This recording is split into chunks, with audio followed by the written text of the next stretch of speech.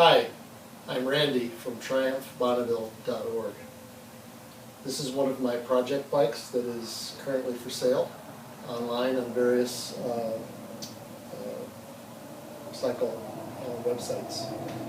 Let me tell you a little bit about the history of this bike. This is a 2002 Triumph Bonneville. This is the second year since the modern classic Bonneville has been made, started in 2001. It's a thoroughly modern motorcycle, but it looks like the old original 60s and 70s Triumph Bonnevilles. That was done intentionally. In particular, in 2002, they came out with this color scheme of a sky blue and a warm silver accent with some gold pinstriping as the accent. So, and this is the only year that this color scheme was produced. So, if you like this particular color, which looks very retro, this is the only year you're going to find it, unless you do a custom page. I bought this from a gentleman who had owned it for a few years. A friend of his had passed away and had left him this bike, and he didn't really know much about it, and he hadn't ridden it, so it had been sitting, and it did not run, and it had a number of things wrong with it. So I bought it and brought it here to my shop, where I specialize in Triumph Bonnevilles is my hobby, and like there's three more over there, and there's a Yamaha 650 here. Anyway, that's what I do as a hobby. I treated this as a project bike, and what does that mean? Well, it means that I completely took it apart so that all that was still together was the frame and the engine. So the tires, wheels, exhaust, lights, bars, tanks, fenders, side covers, everything was gone off of it. And everything was then cleaned, rebuilt, put back together with certain upgrades and modifications. So what are those? So notice first of all the big rabbit ear, ugly factory mirrors are no longer on the bike. We have these nice, classy, black anodized aluminum CRG bar end mirrors.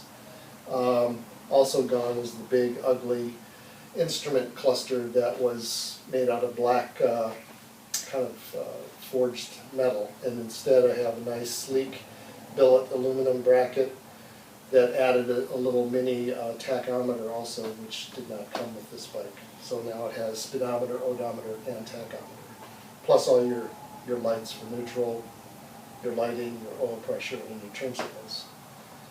The headlight ears used to be stamped metal, black. Those have been removed, and in place of those are these nice billet aluminum custom headlight ears with this circular pattern design. So that's new and custom. These gaiters are also new and added. You'll notice these nice bullet style marker lights. These are more vintage original style to the 60s and 70s. I replaced all the stock lighting with these. Moving back, stock handlebars, stock controls, everything there works great. Moving back,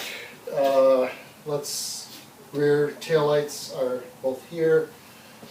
Turn signal lights, and then the brake light, tail light. This is a Lucas style, vintage style that's been retrofitted on the frame, on the fender, to make it look more original. This little chrome dresser rail is also not stock. That's an accessory, and a Triumph accessory.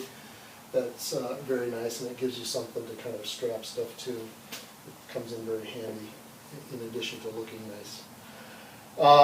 Stock suspension, the chain guard, and the sprocket cover, and the brake lever, as well as the shift lever on this side, have all been drilled out with this little circular pattern to kind of match this this sort of a design element.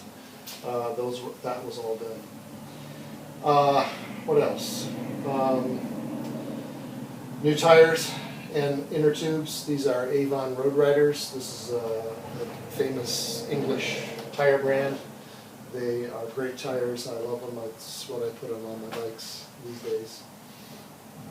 Performance-wise, okay, this is a 790cc air-cooled engine, parallel twin. 2 cylinders, one here and one there. Spark plug there. They go up and down. Crankshaft is right here, and then that goes through the transmission and turns the chain that turns the back wheel. The way to get more horsepower and torque out of this engine is to make it breathe more. So what that means is we open up the airflow into the carburetors by removing a baffle that's inside of the airbox and putting in a low restriction air filter. That increases the airflow into the engine. And then on the exhaust side, we put on different exhaust silencers or mufflers that are also larger and allow the exhaust to flow more freely. By doing that, and then by adjusting the carburetors, the needles and the jets, so that it makes use of that extra airflow, we can get some additional horsepower and torque out of this engine, which has been done, which I did myself. So that's the performance. Also, we removed the air pollution injection system that was kind of stupid, just because of European air quality standards. Everybody takes them off, and they should, as they should.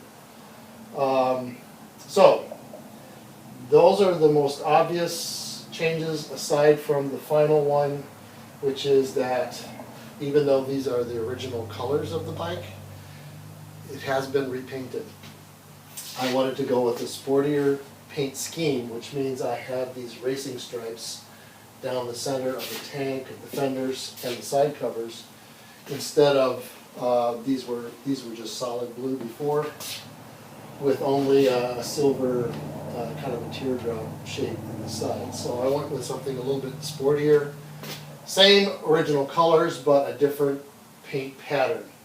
So where the sky blue and the silver meet, there's a gold pinstripe, which again was used on the original paint scheme wherever those two colors met, but it was a different shape. So there you have it. Put everything back together. Everything works great. New battery. Basically, it's a brand new bike with only 3,600 miles on it. So there you go. Here's how it sounds.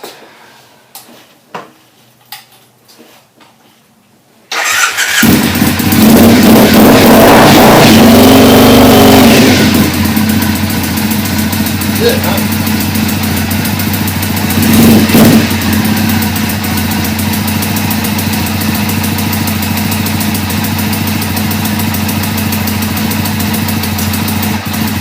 Beep, beep.